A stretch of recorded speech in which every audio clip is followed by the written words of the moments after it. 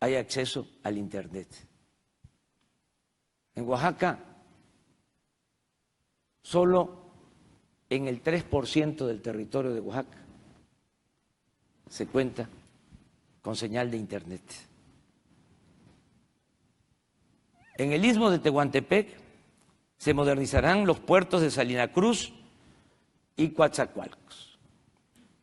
Se construirá un ferrocarril de carga de contenedores en esa angosta y estratégica franja del territorio nacional que permite comunicar a países del Océano Pacífico con la costa este de Estados Unidos. Se creará una zona industrial y comercial previa consulta con las comunidades de la región, con el estímulo de bajar costos de energía y apoyos fiscales para arraigar a empresas y a inmigrantes, ofreciendo oportunidades de empleo bien remunerados. Se construirán con el uso intensivo de mano de obra 282 caminos de concreto, de cemento, para comunicar municipios marginados del estado de Oaxaca. Aplicaremos un amplio programa de desarrollo urbano e introducción de servicios públicos en colonias populares, así como de ampliación, mejoramiento y construcción de vivienda en el medio rural y en las ciudades del país. Se cancelará la estrategia de pretender combatir la inseguridad y la violencia con el uso de la fuerza. Se va a detener la guerra. Ahora lo comentaba, no podemos continuar con la misma estrategia fallida. No podemos estar viendo lo que sucede en México sin cambiar la estrategia equivocada, irracional, que se ha venido aplicando desde hace 10 años. No son números, 68 homicidios diarios por la violencia. Nunca se había visto esto en el país. Y ni siquiera hablan de las causas. Quieren apagar el fuego con el fuego. Quieren enfrentar la violencia con la violencia, el mal con el mal. Como si no tuviese nada que ver la falta de crecimiento económico. Como si la desatención a los jóvenes no tuviese nada que ver con la inseguridad y la violencia. Es una especie de enajenación, de querer resolver problemas de índole social solo con el uso de la fuerza. Esto tiene que cambiar. Vamos a detener la guerra y vamos a buscar la paz entre todos los mexicanos. Va a ser nuestra principal preocupación. Se va a atender con prioridad todo lo que ha originado la violencia en México. Sostengo, creo que la paz y la tranquilidad son frutos de la justicia. Y pienso que si hay crecimiento económico, hay empleo, hay bienestar, si se atiende a los jóvenes, vamos a serenar al país. Reiteramos el compromiso de defender la educación pública, gratuita y de calidad en todos los niveles escolares. Eso es otro absurdo, el abandonar la educación pública, el dejar sin apoyo a quienes buscan estudiar y superarse. se ha querido ver como algo normal que cada año se rechaza a miles de jóvenes que quieren ingresar a las universidades públicas y se les deja afuera con la mentira de que no pasan el examen de admisión. Cuando en realidad lo que sucede es que las universidades públicas no cuentan con presupuesto. Es 1000 veces mejor tener a los jóvenes estudiando que tenerlos en la calle. Y la educación no es un privilegio, la educación es un derecho del pueblo, de los ciudadanos. Tenemos que garantizar la educación pública. Yo no estoy en contra de la educación privada. El que tiene para pagar una escuela privada lo puede hacer, está en su derecho. Pero el Estado está obligado a garantizar la educación pública gratuita, de calidad, en todos los niveles escolares. Sí, hace falta mejorar la calidad de la enseñanza, pero también hace falta, y eso se omite, garantizar el acceso a la educación, la cobertura, que todos puedan estudiar. También garantizar el derecho a la salud, que está consagrado en la Constitución, en el artículo 4º, pero es letra muerta. Solo tienen posibilidades de atenderse médicamente la mitad de los mexicanos.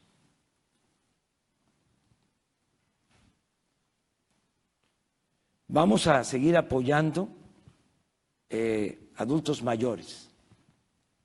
Inclusive estamos haciendo el compromiso de incrementar la pensión al doble para adultos mayores y va a haber también pensión para personas con discapacidad. Termino esta apretada síntesis sosteniendo que el nuevo gobierno democrático de México mantendrá siempre una actitud respetuosa hacia el gobierno de Estados Unidos. No nos vamos a pelear con el gobierno de Estados Unidos. Haremos valer nuestra soberanía con respeto. En primer término, defenderemos, eso sí, sin condicionamiento, el derecho de nuestros connacionales a ganarse la vida en cualquier lugar del mundo con su trabajo honrado.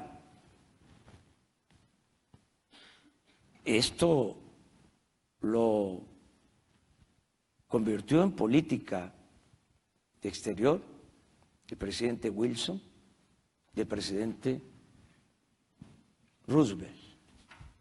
Los dos defendieron el derecho al trabajo de los seres humanos, el derecho a la fraternidad universal.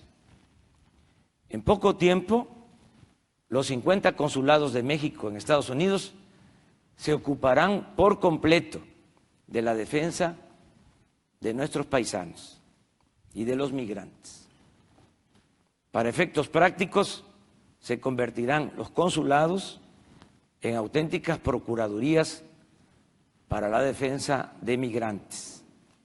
Los cónsules mexicanos serán seleccionados con mucho rigor y tendrán en los hechos rango de embajadores. Deberá ser igual de honesto y profesional el cónsul de Los Ángeles que el embajador de México en Francia. Insisto, buscaremos establecer una relación bilateral con Estados Unidos fincada en la cooperación para el desarrollo. Defenderemos a los migrantes, pero al mismo tiempo aplicaremos una política económica para generar empleos y garantizar a los mexicanos trabajo y bienestar en sus lugares de origen, donde están sus familiares, sus costumbres y su cultura. Vamos a impulsar el desarrollo regional de México, repito, de sur a norte, con proyectos para retener a la gente en sus pueblos, ampliando oportunidades de trabajo y de bienestar. En toda la frontera con Estados Unidos se creará una zona libre o franca para promover la inversión, el desarrollo productivo, el desarrollo tecnológico y la creación de empleos. Esta será la última cortina para retener a trabajadores en nuestro territorio. A lo largo de los 3.185 kilómetros de frontera, en una franja de por lo menos 20 kilómetros de ancho, se aplicará un programa de estímulos fiscales a la inversión productiva. Bajará el IVA del 16 al 8%, toda esta franja. Y el impuesto sobre la renta bajará al 20%. Se reducirán los precios de los combustibles, de la energía eléctrica, y en esta franja aumentarán los salarios. Es una decisión soberana que en su momento vamos a compartir con el gobierno de Estados Unidos. Pronto, muy pronto, los migrantes podrán elegir entre quedarse de este lado de la frontera, contando con la protección del gobierno de México, o regresar a su país de origen, donde tendrán garantizado el derecho al trabajo, a un salario justo, al bienestar y a la seguridad. Amigas y amigos, informo que actualmente nos están apoyando en la elaboración del proyecto de nación 2018-2024 cerca de 200 especialistas que se agrupan por temas y sectores. La mayoría de estos especialistas, académicos, intelectuales, empresarios, dirigentes sociales, ciudadanos, son independientes, no tienen militancia partidista y están coordinados por el empresario Alfonso Romo Garza, que me acompaña en esta ocasión. El 20 de noviembre se presentará en el Congreso Nacional de nuestro partido Morena el proyecto de nación, documento que haremos llegar a todas y a todos ustedes. De nuevo agradezco la invitación del Centro Wilson, ya es la segunda vez que estoy aquí, les agradezco mucho por invitarme, y también al diálogo interamericano. Muchas gracias a todas y a todos ustedes.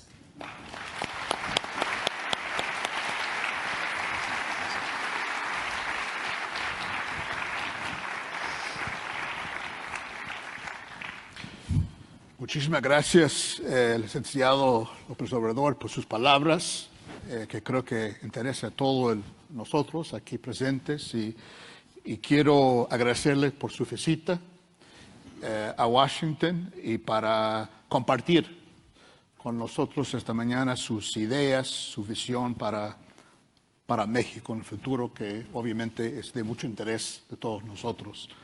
También, antes de empezar el diálogo, quiero agradecer también a Duncan Wood por su colaboración y todo el staff de Wilson Center. Estamos muy contentos de trabajar juntos y esperamos contar con otros candidatos a la presidencia de México, también con otros eventos. Así que estamos muy contentos con esta alianza y colaboración, y yo sé que va a ser muy fructífera. Si me permite, licenciado, empezar con algunas preguntas para empezar este diálogo, esta conversación, en espíritu abierto, y después lo voy a ver si alguna, me imagino que muchos de ustedes también quieren hacer preguntas. y ojalá que haya tiempo. Si usted llega a ser presidente de México, usted sería el primer candidato que no viene que no representa ni el PRI ni el PAN. Esto sería ya una cosa bastante histórica. Para lograr el cambio, lo que usted llamó el renacimiento de México y cambios profundos que usted está planteando, va a ser necesario trabajar con otros partidos, con el PRI y con el PAN, que están en el Congreso. ¿Cuál es su visión de cómo se puede tratar con esos partidos que de repente usted considera no están tan comprometidos con el cambio que usted, para hacer las reformas, las medidas que usted piensa que son necesarias? ¿Va a ser una tarea de persuadirlos? ¿Cuál es su idea de cómo hacer para hacer realidad las cosas que usted está aspirando? Bueno, primero, recordar que son elecciones conjuntas.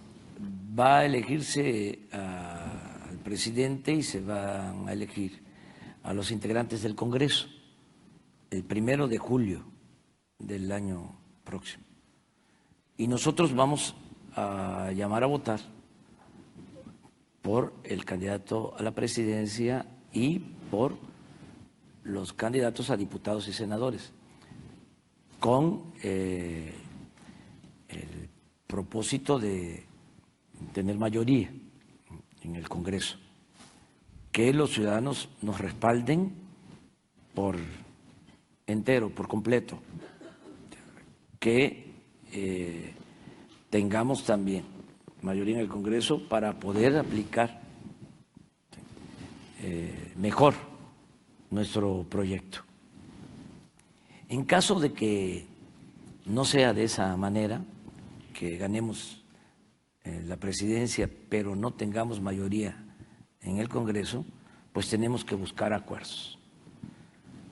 Aunque también hay que considerar que no todo tiene que partir de reformas. Yo sostengo que ya existe un marco legal suficiente desde hace muchos años, cuando se tiene voluntad de gobernar con rectitud, cuando el objetivo es el desarrollo, la creación de empleo, buscar el bienestar de la gente. Las leyes están bien hechas. El problema es que no se aplican. Nosotros traemos esa conduerma, ese maleficio desde el porfiriato. Se decía entonces que las leyes se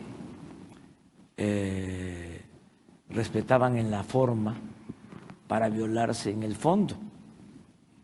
Bueno, seguimos con esa simulación. Entonces, cuando se termine esa simulación, con las leyes que existen, vamos a poder desarrollar al país. Y las reformas que se requieran, pocas, pues se van a presentar al Congreso y vamos a convencer, sin sobornar, porque últimamente para lograr las aprobaciones a reformas se ha profundizado la corrupción en el Congreso. Por ejemplo, para aprobar las llamadas reformas estructurales o los presupuestos, se le asigna a cada diputado un presupuesto a distribuir. Ustedes saben bien que no es función del legislativo ejecutar, no tienen por qué ellos manejar presupuesto. Entonces, ramos como cultura, deporte, construcción de calles, banquetas, se les da a cada diputado el presupuesto. Estos diputados van con presidentes municipales, con gobernadores y negocian, ¿sí? Esos fondos, entregan los fondos al presidente municipal, al gobernador, con el que se arreglan y reciben una propina, un soborno, se le llama coloquialmente moche. O es así, o ellos recomiendan a la empresa constructora que va a hacer la obra. Entonces, todo esto para que se cuente con el voto de los diputados. Eso no lo vamos a hacer. Vamos a tener una relación de respeto con el Poder Legislativo, con el Poder Judicial, pero sin corrupción, o sea, de por medio. Yo espero que nos podamos entender, porque lo que vamos a proponer siempre al Congreso va a ser en bien de la colectividad, de los ciudadanos. Muy bien, sí. Sí, podemos mover la corbata un poquito porque creo que sí, así mejor. Gracias. ¿Puede repetir todo? No. Sobre la relación con Estados Unidos. México, como usted sabe, todos sabemos aquí en esta sala, ha sido en el centro de la tormenta un poco política aquí en Washington. Y me gustaría saber, más allá, usted ha dicho recientemente que habría que renegociar NAFTA, el tratado con México, Canadá, Estados Unidos, después de elecciones, ¿no? Esa es su idea. Pero más allá de esto, tal vez usted puede explicar un poco por qué ha surgido esto. Y segundo, ¿cómo usted evalúa cómo ha manejado el gobierno actual de México ese enorme desafío que viene de Washington, de un cambio dramático, por lo menos en retórica y algunas políticas? O sea, ¿qué hubiera hecho usted diferente frente a este cambio tan dramático aquí en Washington? Bueno, creo que lo comentábamos antes de venir a la sala. Se cometió el error de meternos en la elección interna. No se debió participar en la elección presidencial de Estados Unidos. Comentábamos que fue muy lamentable el que la cúpula política, económica tomó partido. Llegó a decir, declaró el gobernador del Banco de México,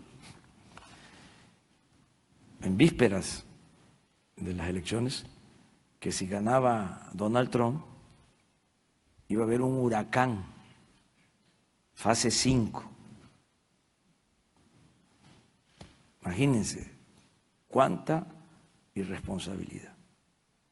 Afortunadamente no fue así, pero sí fue un error el meternos.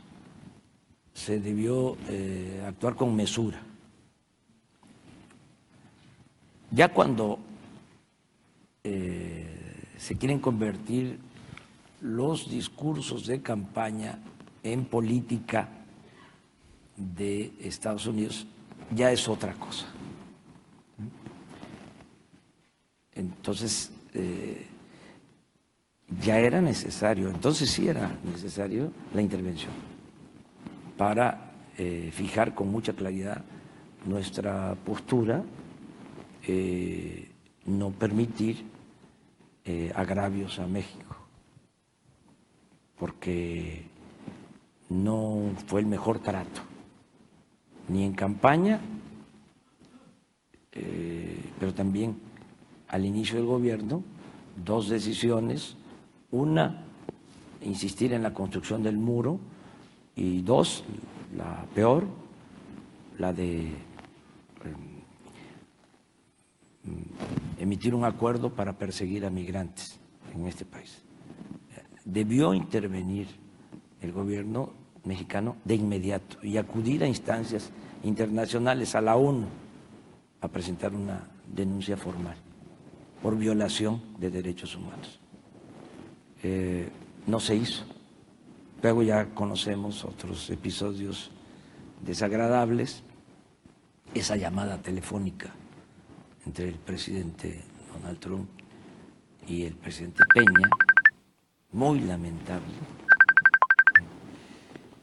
Nosotros pensamos que tiene que buscarse una relación de respeto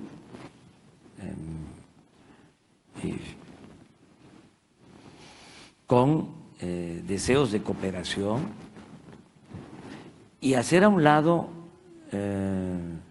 la propaganda, porque no es serio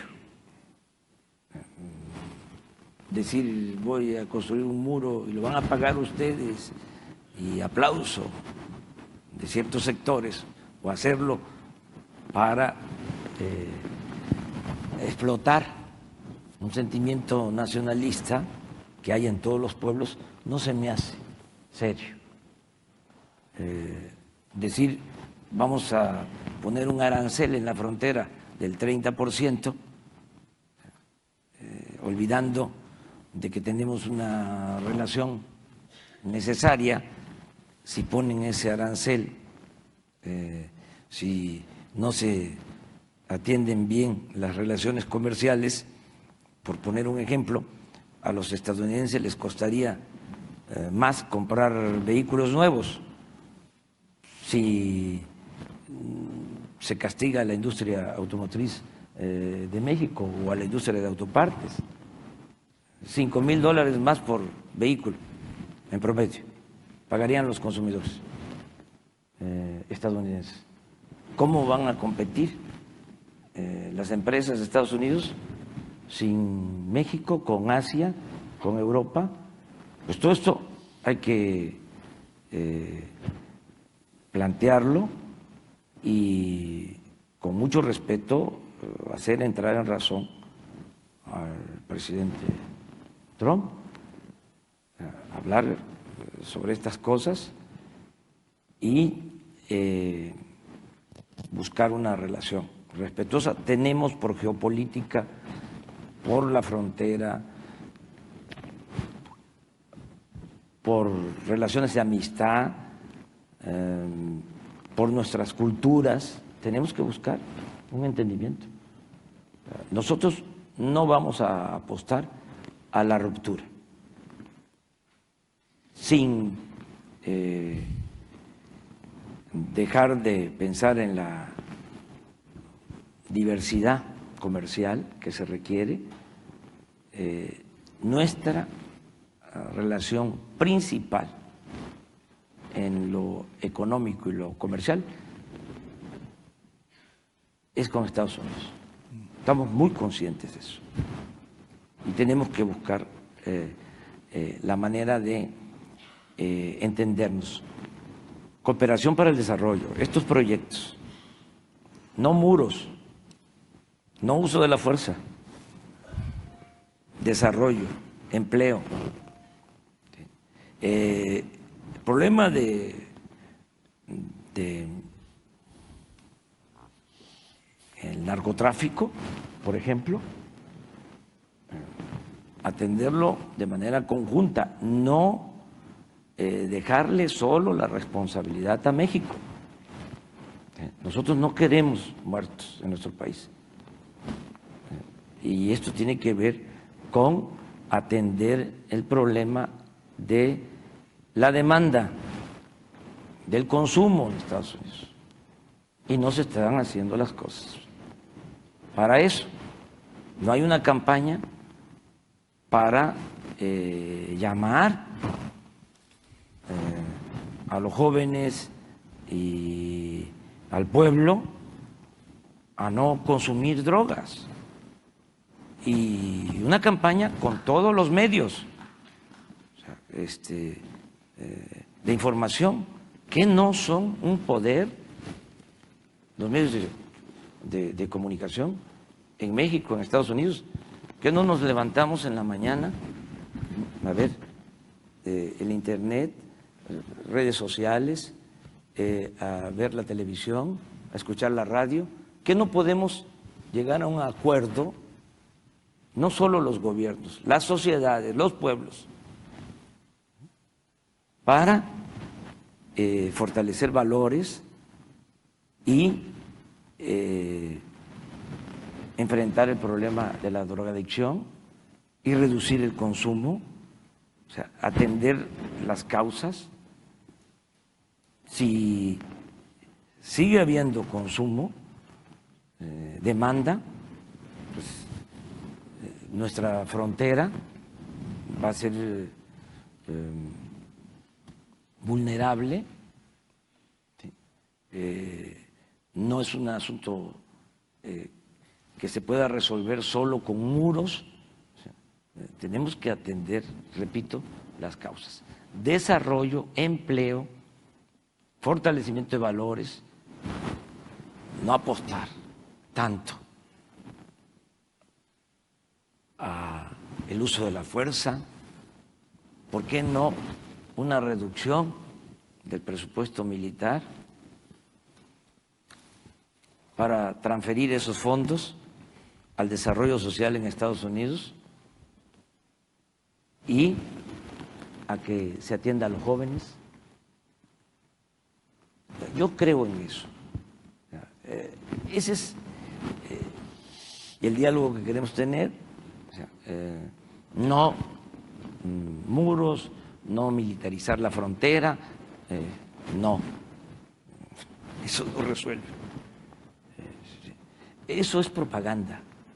Eso no es serio. Y nosotros esperamos que haya entendimiento, no al racismo, no a la xenofobia. Este país es grande, muy grande, extraordinario por sus migrantes de todo el mundo.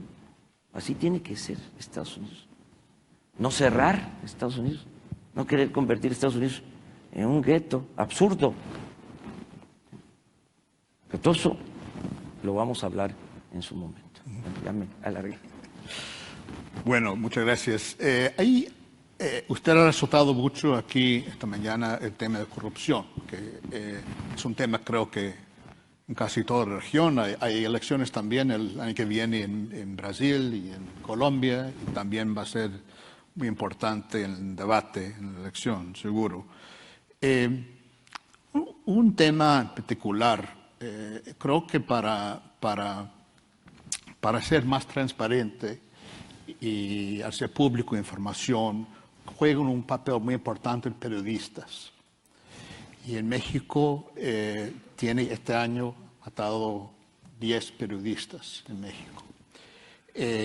¿Usted ha pensado en cómo fortalecer o mejorar los sistemas de protección de periodistas?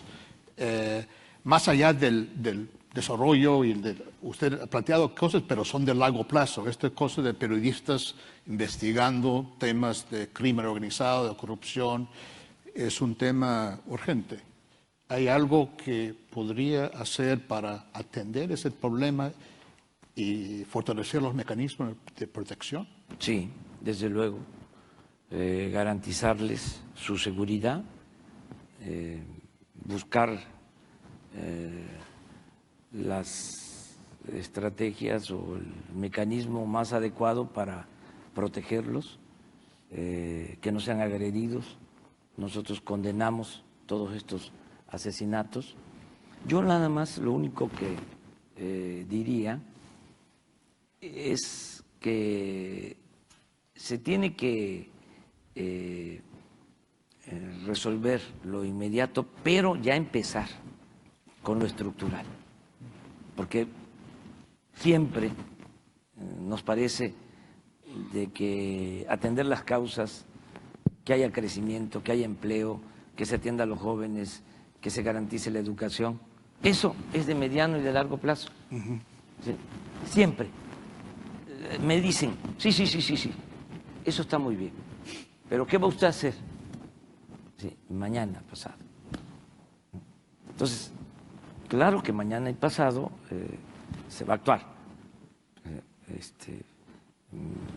Vamos a trabajar con perseverancia, de manera coordinada, que no existe ahora coordinación para enfrentar el problema de la inseguridad.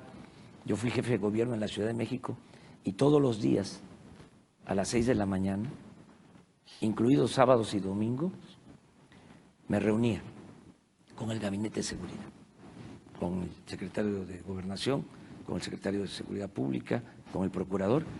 Yo recibía el parte de los delitos cometidos 24 horas antes y tomábamos decisiones. Algo así vamos a hacer ahora. Me voy a personar a enfrentar este asunto y va a haber coordinación. Pero lo fundamental tiene que ser el ir a las causas. En el caso de la protección a periodistas, claro, va a haber protección a periodistas y vamos a que no haya corrupción en las corporaciones policíacas,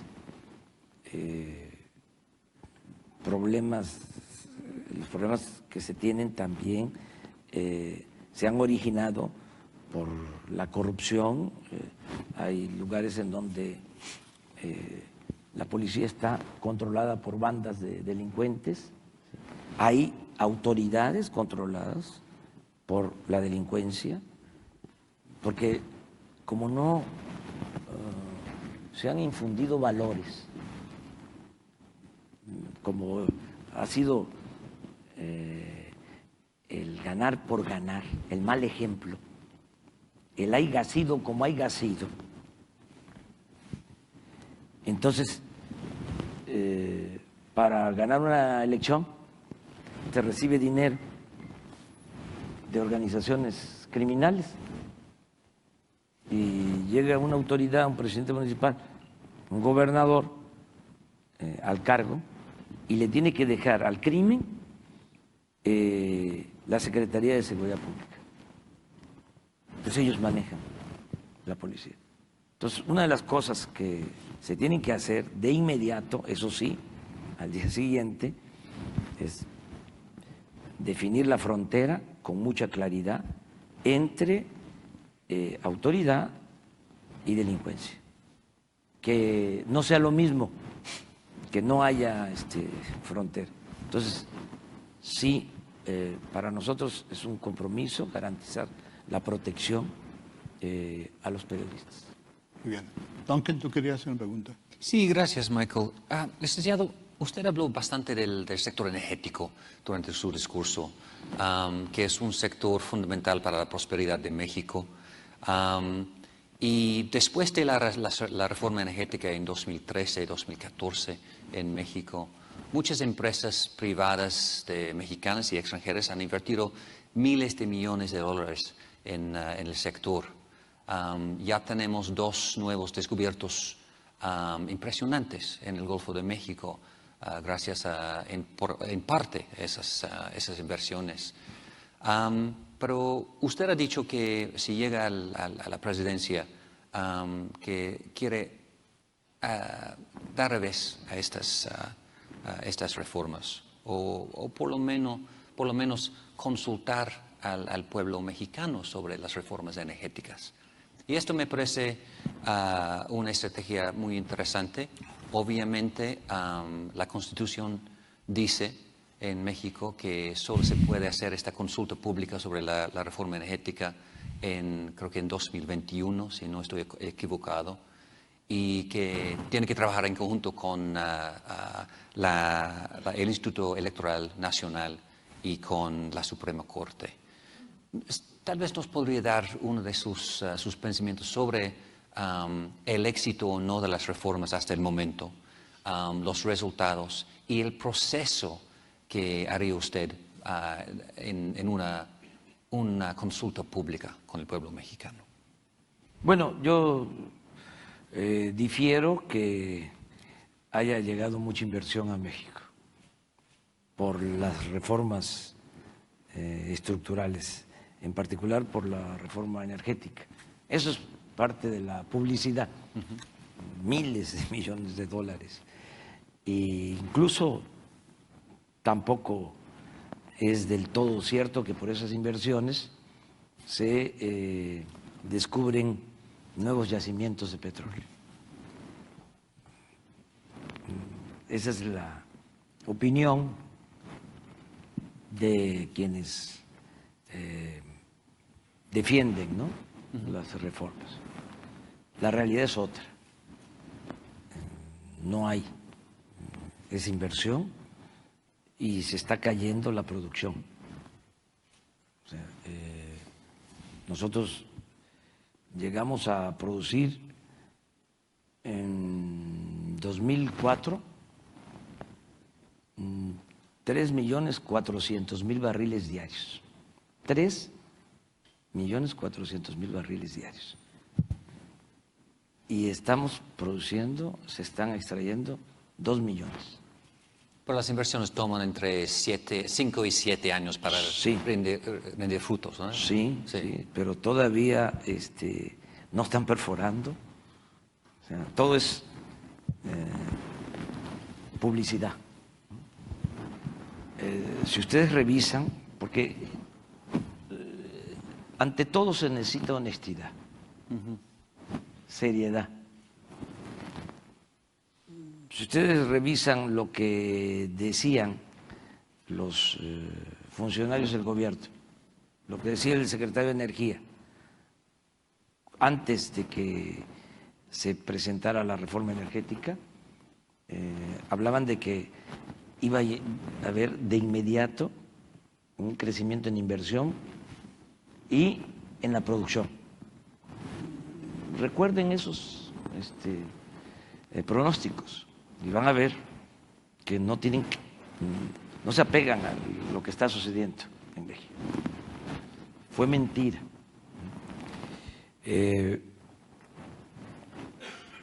Tenemos un problema grave porque ya estamos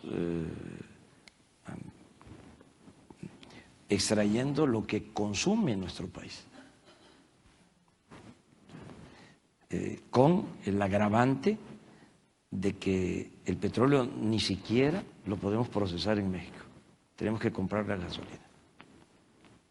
Entonces, se cayó totalmente la producción. Hay crisis grave en las regiones petroleras de México, en Tabasco, en Campeche, quiebra de empresas, o sea, muy contrario al planteamiento oficial.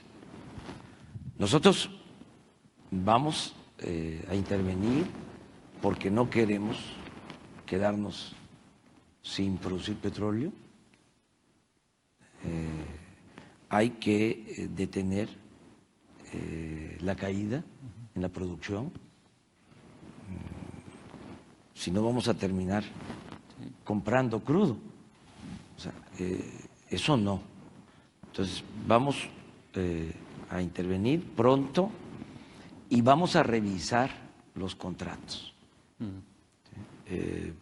Yo sé que esto a algunos no les gusta, quisieran que dijéramos que se queden las cosas como están, no podría hacerlo. Entre otras cosas, porque no tengo confianza en quienes suscribieron por parte de México estos contratos. O sea, no queremos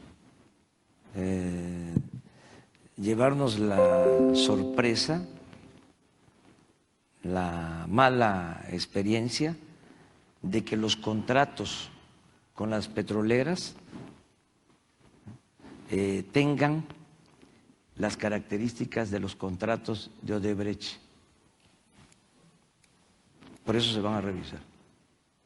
O sea, yo creo que a nadie conviene que siga habiendo una relación entre sector público y sector privado marcada por la corrupción. No queremos Odebrecht. O sea, en México van a haber oportunidades para la inversión privada, para la inversión extranjera, pero con honestidad y con apego a la legalidad. Va a haber un auténtico Estado de Derecho. O sea, es una vergüenza para nosotros que sucedan estas cosas como las de Odebrecht. Aquí, en Estados Unidos, y hay que reconocerlo, tienen más cuidado en cuanto a las contrataciones de obras, de servicios. ¿Sí? Es lamentable que estos asuntos de Odebrecht se ventilen acá, en tribunales de Estados Unidos, y muchos otros casos. Entonces, vamos a revisar, no vamos a actuar de manera arbitraria, ¿sí? Vamos a ser respetuosos de la legalidad, pero sí vamos a revisar contratos, porque no queremos que se trate de contratos ni marcados por la corrupción, ni contratos leoninos, es decir, en donde se despojó a la nación mexicana, a los ciudadanos. No.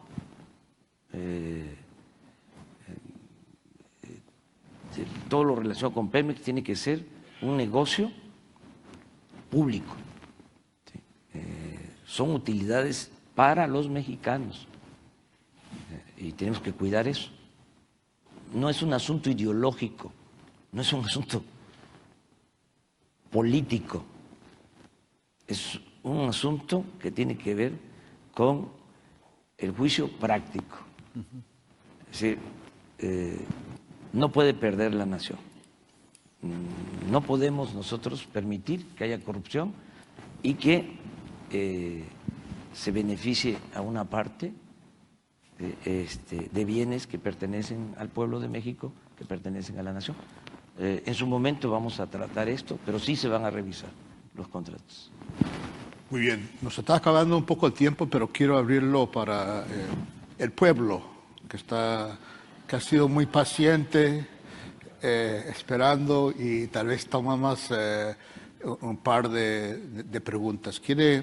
¿Dolia quiere empezar? Después, sí. ¿Dolia? ¿Tiene el micrófono ¿Tiene aquí al micrófono? centro? ¿Esta fila sí? Puede identificarse y ser muy concisa, por favor, muy concisa, porque el tiempo está muy limitado. Disculpa. Sí, ¿qué tal? Buenos días. Soy Dolia Esteves, periodista de México. Una pregunta al candidato, al licenciado López Obrador. Hemos estado viendo cómo fuerzas extranjeras están interviniendo en elecciones.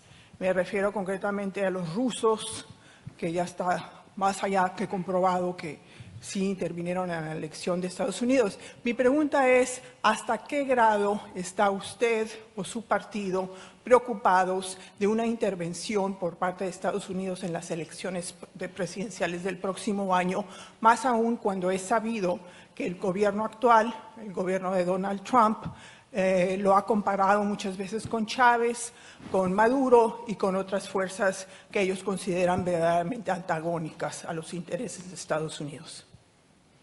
Muy bien. Profesor Vivanco. Sí. Pásame el micrófono, por favor. Vamos a tomar como 2 o 3. Sí. Muchas gracias. Licenciado Andrés Manuel López Obrador, usted señaló recién que... José Miguel Vivanco. José Miguel Vivanco de Human Rights Watch. Usted acaba de señalar que le pareció que frente a la persecución de inmigrantes mexicanos, el gobierno de México debió haber recurrido a las Naciones Unidas para denunciar ese abuso, lo cual me parece que es acertado y correcto haberlo hecho. Lamentablemente no se hizo. Sin embargo, la idea, la noción de que uno puede recurrir a Naciones Unidas por temas de derechos humanos se fundamenta en que los derechos humanos tienen un carácter universal y no hay fronteras en las que se pueden violar estos derechos. Me gustaría conocer cuál es su posición respecto de la situación de derechos humanos que aqueja hoy día a un país de América Latina, de América del Sur, como es Venezuela, donde se están produciendo graves violaciones a derechos humanos. Hay un informe del Alto Comisionado recientemente que certifica la comisión de violaciones masivas y sistemáticas. Gracias. Gracias, José Miguel. Sí, por favor. Rafael Castillo, Venezuelan American Leadership Council. Señor Obrador, usted ha dicho que respeta la autodeterminación de los pueblos, pero aún así critica el gobierno de Donald Trump.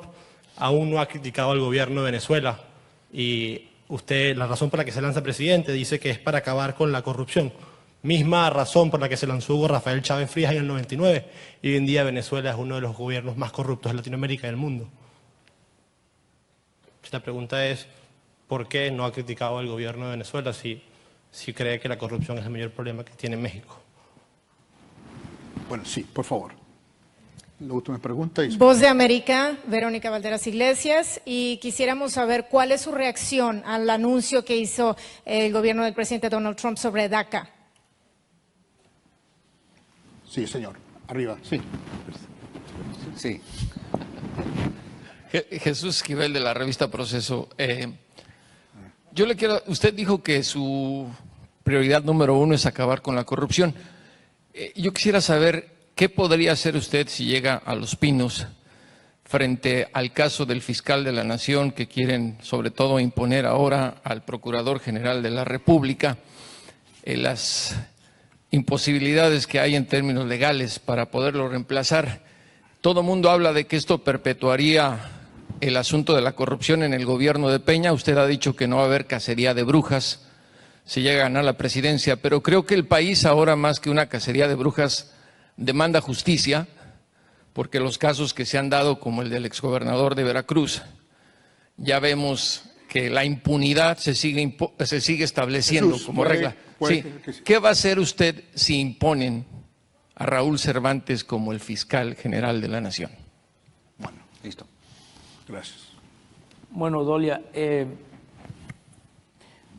deseamos que no intervenga ningún gobierno extranjero en las elecciones de México.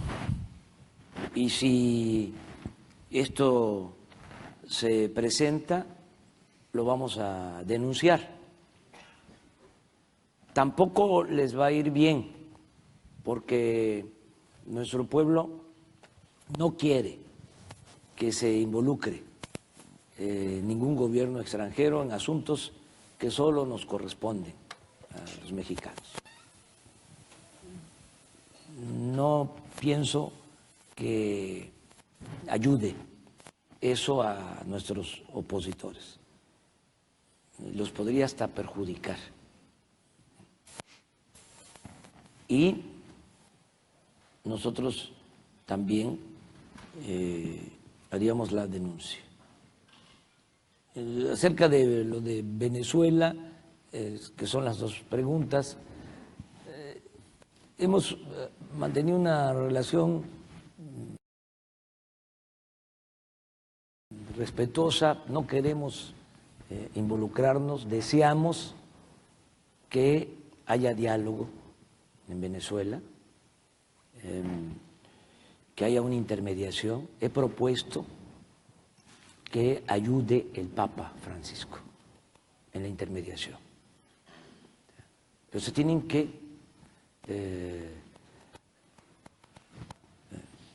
poner de acuerdo. Tiene que buscarse una solución por la vía del diálogo. Acabo de estar en El Salvador y es extraordinario lo que hicieron los salvadoreños luego de muchos años de enfrentamiento, de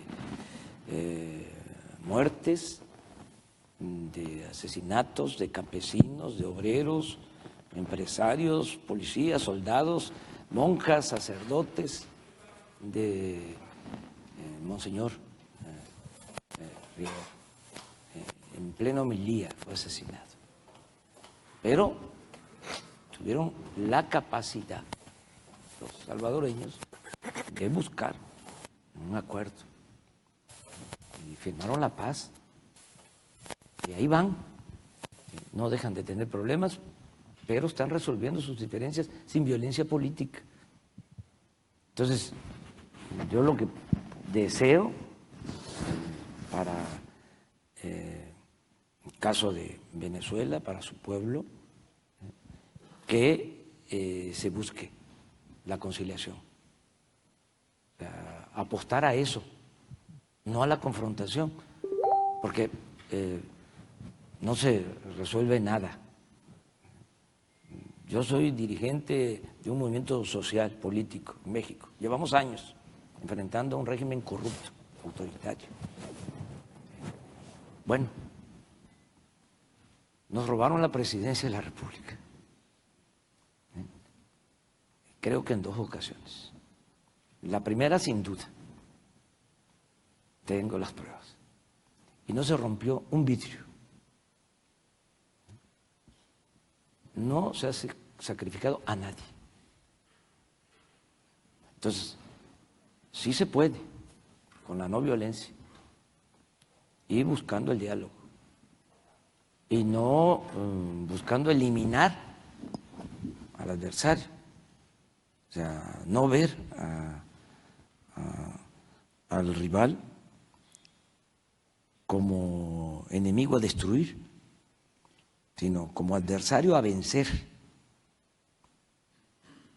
Entonces, no a la polarización, buscar la intermediación.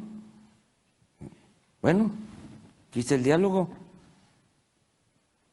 interamericano, o sea, esa es su tarea. O sea,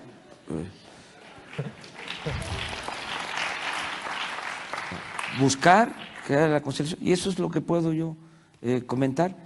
No tengo vinculación con el gobierno venezolano, ¿sí? Hay mucha politiquería en todo esto. Es lamentable que hasta Peña, en sus intervenciones, hable asustando, queriendo espantar, diciendo: si gana Andrés Manuel, México va a ser como Venezuela. O sea, se comporta como un jefe de grupo, no como un jefe de Estado. No puedo decir más porque ya lo dije en la plaza allá. En mi país aquí no lo podría decir por respeto a la investidura presidencial. Pero eso no corresponde a un jefe de Estado. Entonces, tenemos que resolver de la mejor manera, y sí creo que es diálogo. Diálogo, diálogo, diálogo, y desde luego, ¿sí? Estoy en contra de la violación de derechos humanos. Estoy en contra del encarcelamiento de dirigentes sociales, ciudadanos, políticos. No creo en esa vía, en esa forma de buscar resolver problemas. ¿Sí? No creo en eso. ¿Sí? Creo que la política se inventó para evitar la confrontación. Y hay que hacer política y hay que dialogar. Y se puede llegar a un acuerdo. Acerca de lo de la Fiscalía de la Nación, yo espero que se rectifique, que se retire la candidatura del actual fiscal, porque no tiene consenso. hay protestas en el país de varios sectores por esa designación, y si no tiene autoridad moral quien va a ejercer este cargo, no va a ser de utilidad para México. Yo llamaría a que se retire esa candidatura y que realmente se postule a un verdadero juez, mujer u hombre, un ciudadano ejemplar, recto, honesto, para que sea una instancia autónoma, independiente.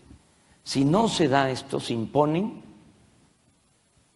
pues esto va a ser motivo para llamar a que se tenga mayoría en el Congreso, modificar la ley y remover al fiscal impuesto.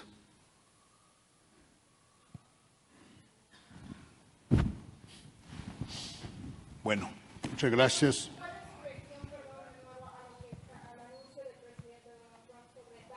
Perdón. Sí, no estoy de acuerdo, lo digo respetuosamente,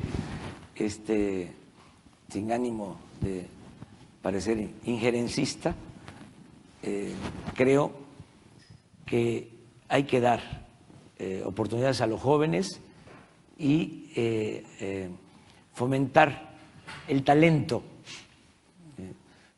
todo lo que tenga que ver con el desarrollo de la ciencia, de la tecnología, del conocimiento. O sea, no cerrar las fronteras. Yo estoy seguro porque en Estados Unidos, entre otras cosas admirables, existe un verdadero equilibrio, un contrapeso en poderes.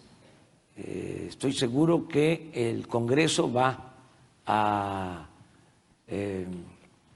rectificar sobre este planteamiento. El Congreso va a corregir. Esa es una ventaja que tienen ustedes desde hace tiempo. O sea, la prensa es una cuestión destacada de las libertades en Estados Unidos, más libertad de expresión. Los jueces de Estados Unidos, la democracia en Estados Unidos se inicia abajo y se elige a los jueces. Eso es muy importante, o sea, la tradición de legalidad.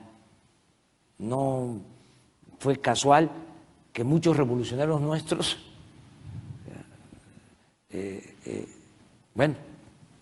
a Hidalgo lo asesinan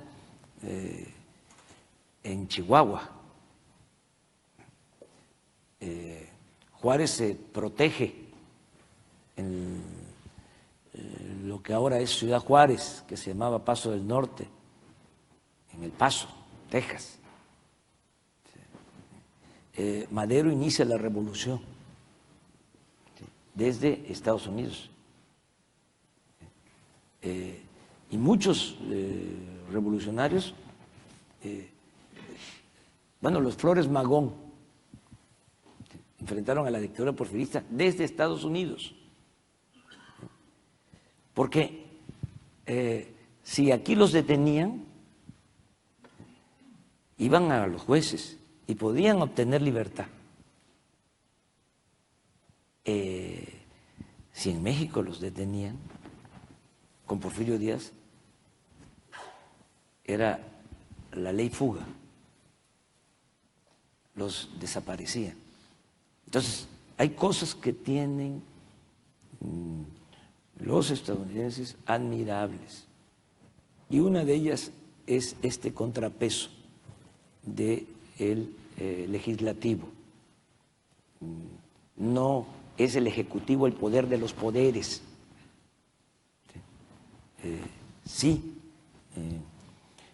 Tiene un valor importantísimo el legislativo. Yo espero que se modifique esa propuesta y que se resuelva, que puedan venir de todo el mundo a formarse. Han aportado mucho los científicos migrantes en Estados Unidos. Hay un porcentaje de científicos de Estados Unidos que han llegado de otras partes del mundo. Bueno, este país se ha desarrollado gracias a la migración, no hay que olvidarlo. Pero si el Congreso decide que apoya el cerrar las puertas a los creadores, pronto, muy pronto, se van a abrir las puertas de México a todos los jóvenes que quieran desarrollarse en ciencia, en tecnología, en conocimiento. En México están las puertas abiertas. Muchas gracias, amigos. Bueno, disculpa, perdón que nos ha extendido un poco el tiempo, pero en nombre del Wilson Center, Duncan y el Diálogo Interamericano queremos agradecer al licenciado López Obrador por compartir con nosotros. Ha sido un encuentro excelente y vamos a estar muy pendientes de los próximos pasos de su campaña y esperamos que vuelva para seguir este diálogo con Washington. Muchas gracias al diálogo, al Centro Wilson, muchas gracias a ustedes. Yo quiero destacar la presencia de un amigo paisano que nos ayuda mucho. Él ha estado aquí en este centro y también en el diálogo interamericano. Está aquí con nosotros Lázaro Cárdenas, que le agradezco mucho su presencia.